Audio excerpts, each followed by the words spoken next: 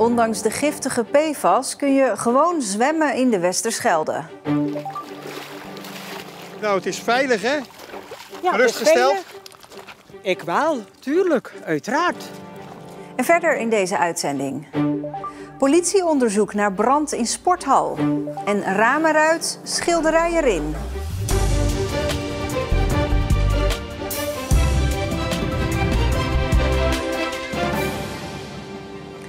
Goedenavond. Niks zwemverbod vanwege PFAS. Er kan gewoon gezwommen worden in de Westerschelde deze zomer.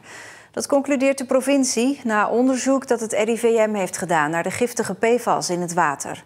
Het is veilig en dat is voor velen een opluchting. Marijke Soelimans uit Hoofdplaat neemt dagelijks een duik in de Westerschelde. Weer of geen weer. En ook de berichtgeving over PFAS heeft haar er niet van weerhouden om te gaan zwemmen. Ik was niet gestopt. Nee? Ik bleef toch wel zwemmen, inderdaad. Maar het zit dan toch in je achterhoofd uiteindelijk. Het was de bedoeling dat het RIVM nog voor het zomerseizoen met zijn conclusies over het zwemwater zou komen. En dat is gelukt. De experts gaven vooraf al aan, de verwachting is dat het veilig zal zijn. Maar met alle zorgen die er zijn rondom PFAS wil je natuurlijk geen onduidelijkheid hebben. En de zekerheid, ja, daar zijn we wel heel blij mee. Er is op 2 punten gemeten in de Westerschelde. Vlakbij de grens met België en bij de lozing van de rioolwaterzuiveringsinstallatie van Bad bij Waarden. Op die laatste locatie is het PFAS-gehalte best hoog. Maar dat heeft geen gevolgen voor de strandjes langs de Westerschelde. Wel is het een punt van aandacht. Ja, we zijn op dit moment aan het onderzoeken waar komt dat nou vandaan. En samen met het waterschap kijken we ook en wat kunnen we er vervolgens aan doen. Want dat is wel heel belangrijk. Ik drink het niet. Af en toe heb ik wel een zilte afdronk, maar... Maar toch gerustgesteld? Ja, ik wel, tuurlijk. Ja, en langs de Westerschelde bij Baarland, daar is verslaggever Marcel de Kranen. Ja, Marcel, hoe zit het nou allemaal? Want we horen allemaal enge verhalen over PFAS, maar we kunnen wel gewoon zwemmen in de Westerschelde. Nou, er is dus op 2 plekken gemeten en er wordt zo geredeneerd. Voordat het water van die plekken op de strandjes is, zoals hier bij Baarland of aan de overkant in Perkpolder, ja, dan is die PFAS inmiddels zo verdund dat het geen kwaad meer kan. Althans, dat zeggen de experts. Ja, nou is er dus wel 1 plek waar de concentratie PFAS vrij hoog is. Daar willen we wat aan doen, zegt de provincie. Maar wat kunnen ze daaraan doen? Nou, ze gaan kijken waar die PFAS precies vandaan komt. En dan gaan ze samen met het waterschap en met Noord-Brabant kijken wat er aan te doen is. Ja, en dan nog, ze hebben nu toch maar op 2 plekken gemeten. Is dat genoeg? Nou, er komt veel meer. Rijkswaterstaat gaat ook metingen doen op plekken waar daadwerkelijk wordt gezwommen. Zoals hier in Baarland, Perkpolder en Vlissingen. Dus er gaat ook nog gemeten worden op echte zwemlocaties. Om zeker te weten hoe hoog het gehalte van de PFAS is. Dankjewel, Marcel. Een flinke brand vanmorgen in een sporthal in Axel. Op het moment van de brand had een schoolklas er gymles. De eerste melding kwam rond 11:15 binnen. En toen de eerste brandweerlieden aankwamen, is direct opgeschaald. Volgens de officier van dienst zijn de leerlingen die er gym hadden rustig naar buiten gegaan. Er is nog geen oorzaak van de brand gevonden en daarom is de politie een onderzoek gestart.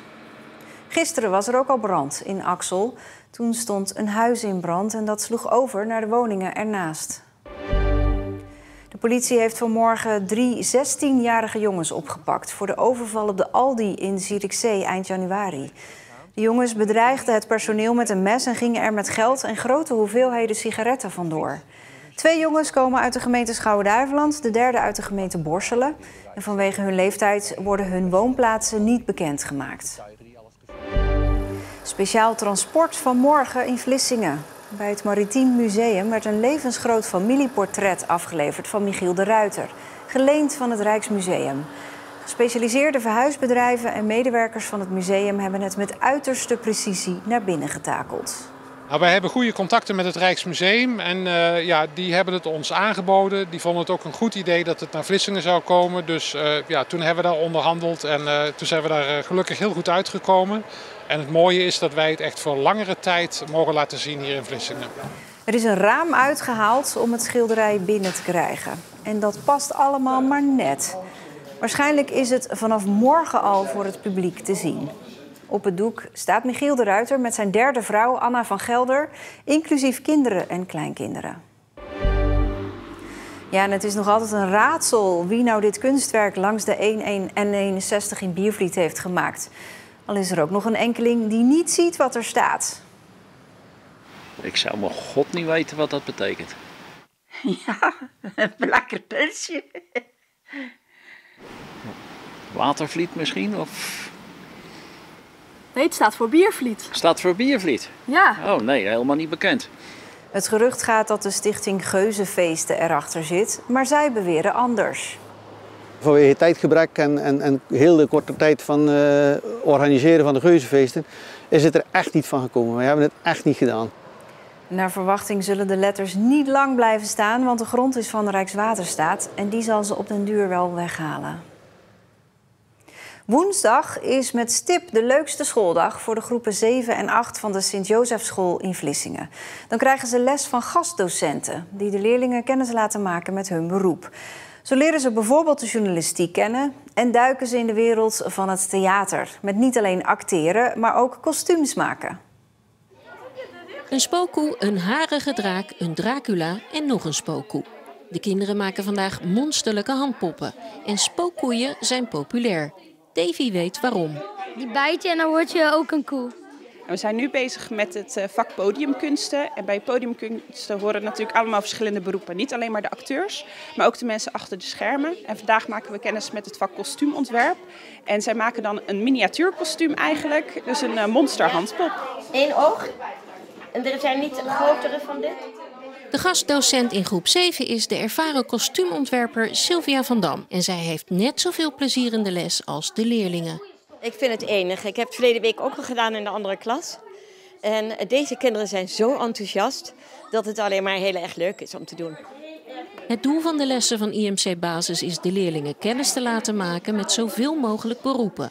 Zodat ze ontdekken wat ze leuk vinden en waar hun talenten liggen. Je maakt kennis met allerlei verschillende vaardigheden en daardoor leer je van past dat bij mij of past dat niet bij mij. Vandaag zijn ze dus heel erg veel met naald en draad bezig. Het is best wel een priegelwerkje, je moet heel veel geduld hebben. Dus sommige meiden heb ik al gehoord, die waren heel erg enthousiast. Yes, we mogen iets gaan ontwerpen. En nu hebben ze zoiets van, oh, het is toch wel heel erg veel werk. Het is wel heel erg precies. En dat is precies waarom we het doen. Om te kijken, past iets bij mij of past iets niet bij mij. Ik vind het leuk om andere dingen te doen, want dat doe je niet elke dag bijvoorbeeld. Dat je gaat naaien en zo. Ze stellen eindeloos veel vragen. Dus ja, ze zijn geïnteresseerd. IMC Basis wordt op dit moment op 3 scholen in Zeeland gegeven. Dat zijn allemaal scholen met een hoge achterstandsscore. Dat betekent dat de kansenongelijkheid groot is op een school. We hebben op deze school te maken met kinderen uit allerlei verschillende gezinnen, met allerlei achtergronden, die niet vanzelfsprekend een grote kans hebben op succes in de maatschappij. Om hun kansen te vergroten betaalt de school met plezier de eigen bijdrage. En is het rooster sinds januari behoorlijk omgegooid om de extra uren in het reguliere programma te passen. Ik heb ook met de leerlingenraad gesproken over dit programma. En die zijn echt super enthousiast en heel blij dat we ermee begonnen zijn. En het programma lijkt ook al effect te hebben. Nu zie je ook al dat sommige kinderen een wisseling gaan maken. Van ik wilde eerst standaard worden, maar ik vind eigenlijk journalistiek ook wel heel erg leuk. En in de andere klas waren er ook kinderen die dit bijvoorbeeld helemaal niet leuk vonden. Ik zei, dat is ook belangrijk. Dat je zegt, dit wil ik absoluut niet doen. Dat geldt waarschijnlijk ook voor Davy, want eerlijk is eerlijk, zijn moeder heeft vandaag het meeste werk gedaan. Ja, ik vind het gewoon lastig. Ik kan niet breien. Het is naaien, hè, Davy? Dat kan ik ook niet. Gelukkig voor Davy komt er binnenkort ook politie in de klas. Want agent worden, dat lijkt hem wel wat.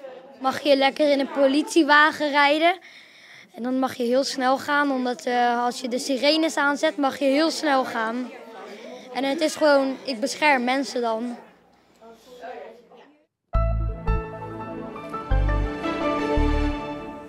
De zon kwam eigenlijk amper achter de wolken vandaan vandaag, maar het bleef wel droog. En het was ook warm met 20 tot 23 graden. Morgen afwisselend zon en wolken. Het wordt iets koeler met 18 tot 21 graden. Ja, en bij Kwarendamme zijn waarschuwingsborden geplaatst om mensen alert te maken op een buizerd. Het dier is agressief, merkte ook oud-wethouder van Borselen, Ad Schenk, die daar fietste. Hij werd plotseling aangevallen door de buizerd en hield er een flinke jaap op zijn hoofd aan over. De plek des onheils is de grote Reinoudse dijk, bij Kwarendamme dus. Ja, vermoedelijk heeft de buizerd een nest met jongen dat hij verdedigt. Een poosje uit de buurt blijven totdat de jongen zijn uitgevlogen, is het advies. Dit was Zeeland Nu. Ik wens u een fijne avond.